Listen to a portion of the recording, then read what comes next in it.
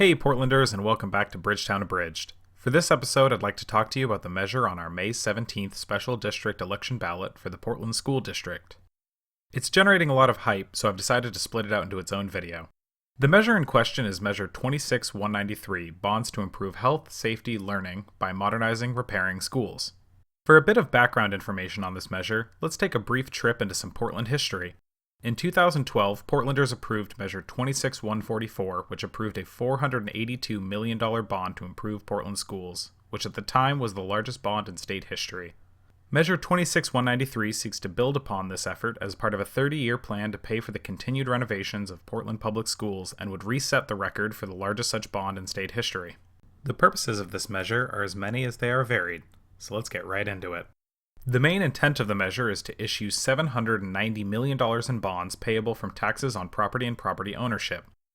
If approved, it would use these to reduce or eliminate exposure to hazardous materials district-wide, including lead, asbestos, and radon, upgrade fire alarm and/or sprinkler systems, improve accessibility for people with disabilities, repair or replace leaking or deteriorating school roofs, upgrade school safety and security, strengthen schools against earthquakes, and renovate or replace schools, including Benson, Lincoln, Madison, and Kellogg, to improve health and safety and provide up-to-date classrooms and facilities and increase access to technology and modern learning environments. To account for concerns involving the usage of the funds, this measure will require citizen accountability and oversight, which includes audits of bond projects and its expenditures.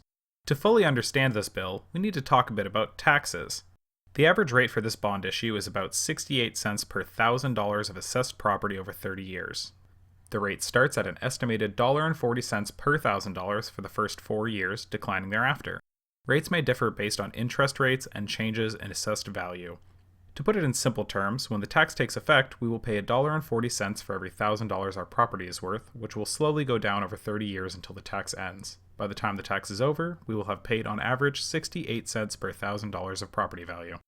For example, in the beginning, a house that is assessed at $200,000 would pay an annual cost of about $280, or if you like to think about it like I do, about $23.33 per month. Over the 30 years, the average cost would be about $136 annually, or about $11.33 per month. So that's an overview of the measure, and now I'm going to go over some arguments both for and against it. Arguments for. Portland schools are woefully inadequate and outdated. The average age of a PPS building is 77 years. To provide education and resources for the next generation, we need this bond to update our schools. The lead levels in some of our schools are higher than those in Flint, Michigan. We need to address this because lead causes long-term, irreparable damage, especially to children, and this measure will fix this, as well as fixing problems related to asbestos, a serious lung irritant, and radon, a leading cause of life-ending cancer. These changes will save PPS a lot of money in the long term, due to the efficient changes to the building, including improved insulation, new heating and cooling systems, energy-efficient lights and windows, and severely reduced usage of disposable water bottles, which are also all beneficial for the environment. And finally, we need transparency into how funds are spent by PPS, and this measure supplies those in the form of citizen accountability and oversight and regular audits. Moving into the arguments against. Some people have a hard time trusting the district administrators and school board, given their track record on a variety of fronts. It has also been argued that the 2012 bond measure was the largest bond in state history, and we're still paying for it. Portland Public Schools should wait until 2020 when taxes from the previous bond and levy will diminish before we pass another bond. And finally, given the current high price of housing in Portland, this measure will make the problem worse by increasing property taxes.